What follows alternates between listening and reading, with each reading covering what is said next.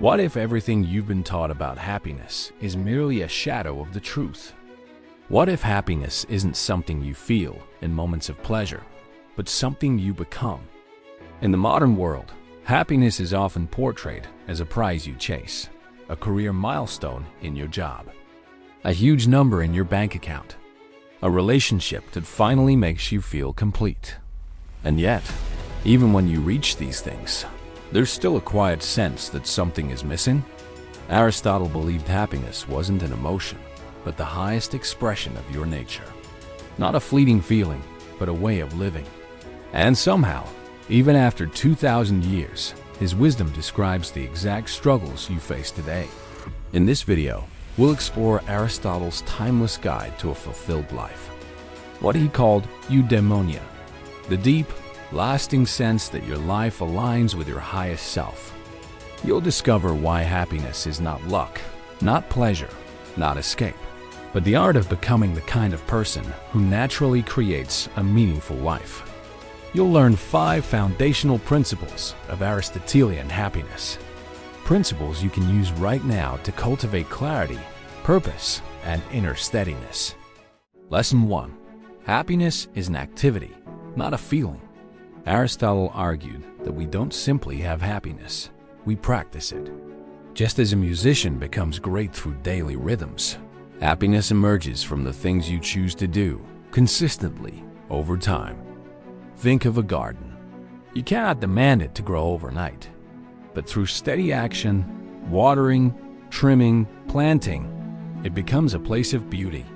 Your happiness works the same way. You shape it through the actions that reflect your values. Ask yourself, what do I do each day that strengthens the kind of person I want to be? And what do I do that weakens it? Shift your focus from what you feel in the moment to who you are becoming over time. A small daily action aligned with your highest self is more powerful than a burst of motivation that fades really fast. As Aristotle wrote, we are what we repeatedly do. Excellence, then, is not an act, but a habit. Lesson 2. Virtue is the path to lasting fulfillment. Aristotle believed that true happiness comes from living in harmony with virtues. Qualities like courage, wisdom, temperance, and justice. Virtue isn't moral perfection, it's balance. The golden mean, the middle point between excess and deficiency. Courage, for example, sits between recklessness and cowardice. Generosity sits between wastefulness and greed. Confidence sits between arrogance and self-doubt. A person who lives with virtue lives with inner alignment. There's no constant civil war between their desires, impulses, and conscience. Imagine a ship guided by a skilled captain who knows the right amount of force to steer through storms. This is a real virtue. It is that inner captain. Choose one virtue you want to cultivate. Not 10, not 5, just one. Maybe it's patience, maybe discipline. Maybe you start with honesty with yourself. Practice it in small situations. The way you speak, the choices you make, the way you react to discomfort. Over time, that virtue becomes part of your character, and your character becomes the foundation of your happiness. Lesson 3. Purpose gives happiness its shape. To Aristotle, every being has a natural function. For humans, it is the ability to reason, to make conscious choices, and to seek meaningful purpose. Without a sense of direction, the mind becomes restless. You feel it as boredom, anxiety, or the nagging sense that life is slipping by without depth. Purpose doesn't always arrive as one dramatic revelation. More often, it's discovered through action, through aligning your choices with what brings out your best qualities. Picture a sculptor standing before a block of marble. The final form isn't fully known at the beginning, but each deliberate strike reveals a little more of what was always inside. Your purpose reveals itself the same way. Make choices that align with your strengths and your curiosity. Do the work that makes you lose track of time. Spend more energy on what strengthens your mind, your character, and your humanity. Purpose grows from the inside out. Lesson 4. friendship and community are essential.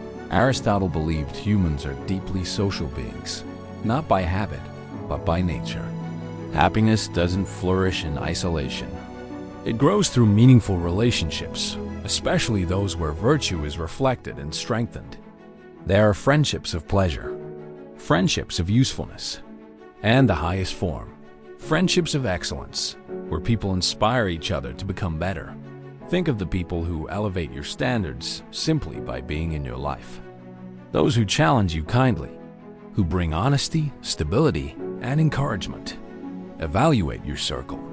Which relationships bring out your best? Which ones drain your clarity and integrity? Choose to spend more time with those who help you grow and less with those who pull you away from your path. Lesson 5. The good life requires balance. Aristotle believed a well-lived life balances reason and emotion, work and rest, ambition and contentment. Too much of anything distorts your inner harmony. Think of a lyre. If the strings are too tight, it snaps. Too loose, and it makes no sound. Balance brings music. Examine where your life feels stretched too thin and where it has grown slack. Restore tension where needed. Release it where it harms. Balance is not static, it's a living practice. As you listen to these ideas, consider your own life. Are your daily actions shaping the person you aspire to be? Do your habits reflect your highest values? Is your circle elevating you or exhausting you? Can you feel where your life seeks balance? Aristotle did not promise instant happiness. He offered something far greater, a way to build a life that feels whole. Happiness is not a gift that arrives by chance. It's something you cultivate through the life you choose to live. It's the quiet result of actions aligned with your values, your virtues, and your deeper purpose. Choose one small action today, one that reflects the person you're becoming, and do it with intention and clarity. If you can align even a single choice with your highest self, you've already begun the art of living well. If this message spoke to you, share your thoughts below. Which Aristotelian idea resonated with you the most today? And if you want to continue exploring timeless wisdom for the modern world, like this video and follow the art of living well for free.